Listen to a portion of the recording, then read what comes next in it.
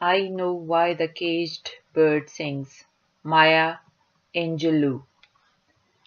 The free bird leaps on the back of the wind and floats downstream till the current ends and dips his wings in the orange sun rays and dares to claim the sky.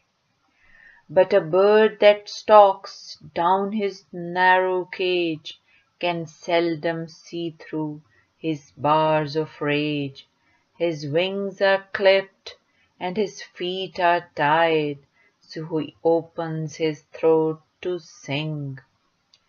The caged bird sings with fearful thrill of the things unknown but longed for still, and his tune is heard on the distant hill, for the caged bird sings of freedom.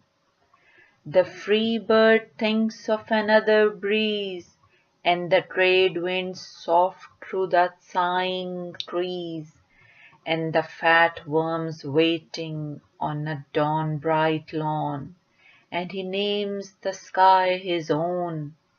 But a caged bird stands on the grave of dreams. His shadow shouts on a nightmare scream. His wings are clipped and his feet are tied, so he opens his throat to sing.